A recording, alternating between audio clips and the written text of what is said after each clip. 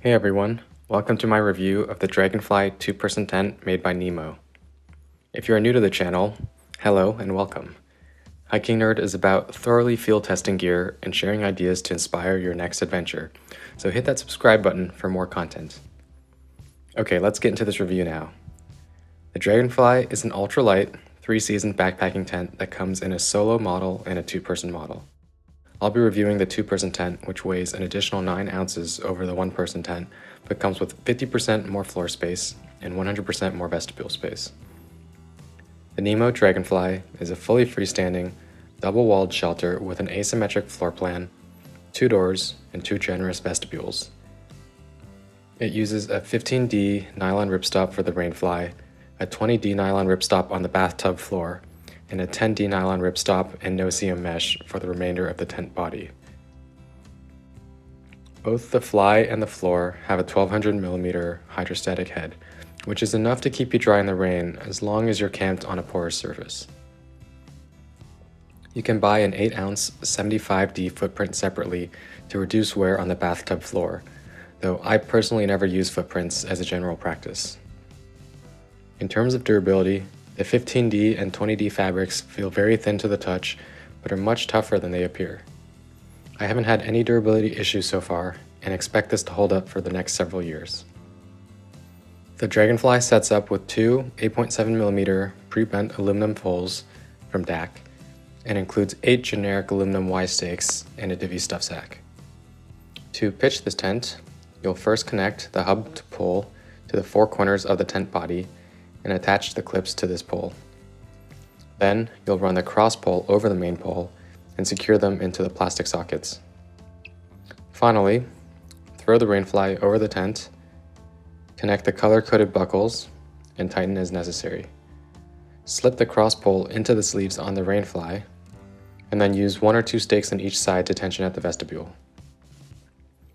At a minimum, you only need 2 stakes to pitch this tent, 1 for each vestibule. However, adding another stake to each vestibule will improve functionality. And you can, of course, secure the 4 corners of the tent with stakes as well.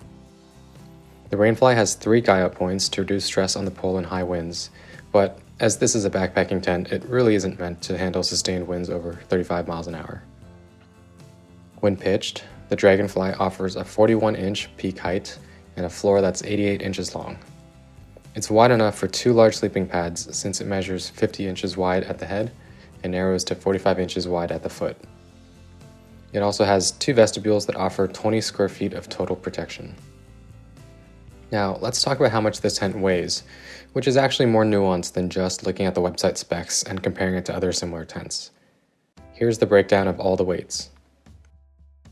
The tent body is 14.8 ounces, the rainfly is also 14.8 ounces, the poles are 11.4 ounces. Each of the included guy lines is 0.14 ounces. You have the Y stakes that are half an ounce each, the pole splint, which is 0.3 ounces, the pole stuff sack, which is 0.4 ounces, the stake stuff sack, which is 0.3 ounces, and the tent stuff sack, which is 0.8 ounces. So combined, that's 2 pounds and 15 ounces if I bring everything that's included with the tent, which is actually less than the 3 pounds, 2 ounces packed weight listed on NEMO's website. If you leave all the extras at home and only bring the tent body, rainfly, poles, and 2 stakes, you're looking at only 2 pounds, 10 ounces. Since this is a 2-person tent, you could split the weight with a hiking partner. One hiker will have to carry 2/3 of the weight, while the other only carries 1/3. But that's okay, this tent is pretty darn light as it is. If you pay full retail, the Dragonfly 2-person tent will set you back $390. Okay, here are the pros and cons of this tent, starting with what I liked about it. The first is the internal space. This tent has just the right amount of usable space for a 2-person backpacking shelter. My 6'2" tall friend and I shared this tent during our early season section hike of the John Muir Trail, and we both had enough headroom and legroom when lying down or sitting up. No spooning was necessary in the Dragonfly. The second thing that I like are the organizational features. There are a ton of ways for you to stay organized inside this tent.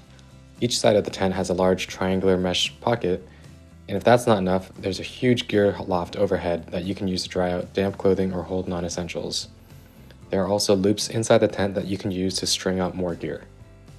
Finally, the 2 light diffusing headlamp pockets are a really delightful feature. They provide a soft glow inside the tent and also help you easily find your headlamp in the middle of the night.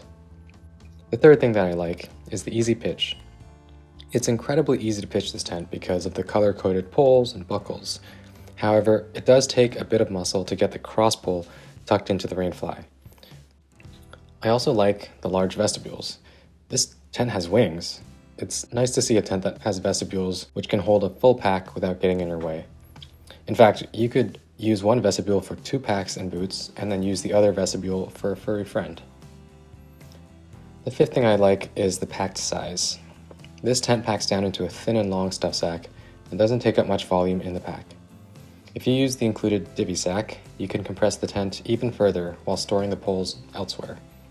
However, you have to really jam the fly and body into this stuff sack. I found it easier to just tuck this tent into my pack and continue to put other items on top of it. And the final thing that I'll mention is just the attention to detail. None of these features really stand out by themselves, but they do make for a refined tent. For example, there are 2 zippers on the Dragonfly doors so you can manage airflow or take a peek outside. For more airflow in rainy conditions, you can use the 2 struts on the Dragonfly. And when you roll back the doors on this tent, they don't get in the way. Also, the line lock tensioners on the corners of the Dragonfly are easy to use and won't slip.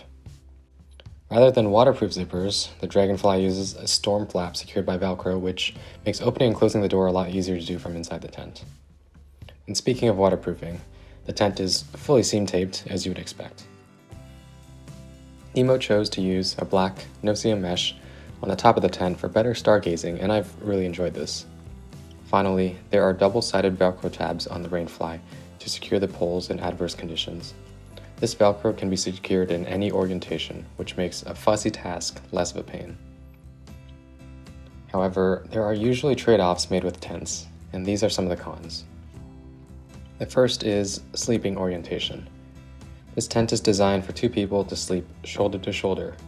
You can sleep head to foot, but one person will definitely get the shorter end of the stick since the foot end has less width and less volume. Also, this tent doesn't have a fly-only pitch. On some trips, a tent body isn't really necessary, and it's nice to be able to leave that tent body at home and still have a fully protected space with just the Dragonfly and a footprint. Big Agnes tents are known for this option, but it was not part of the design criteria of the Dragonfly. Personally, I would reach for a lighter trekking pole shelter anyway when I'm not expecting heavy bug pressure. And the final thing I'll mention is ventilation. In really humid conditions with minimal wind, you might wish for more ventilation options. However, fully opening the mesh doors and partially unzipping the Dragonfly doors will give you a little boost here. I'm glad NEMO didn't add bigger vents at the expense of weight, because there's only so much that can be done in those conditions anyway. The NEMO Dragonfly 2P could be the tent for you if you're looking for a fully freestanding, 2-person double-walled tent that strikes the right balance of weight and livability. If you hike with a dog or a lot of gear, the extra vestibule space could really make a difference. For longer adventures, I've come to really appreciate the interior space and other creature comforts of this tent. Was this review helpful? Let me know by hitting the like button or leaving a comment down below. See you in the next video.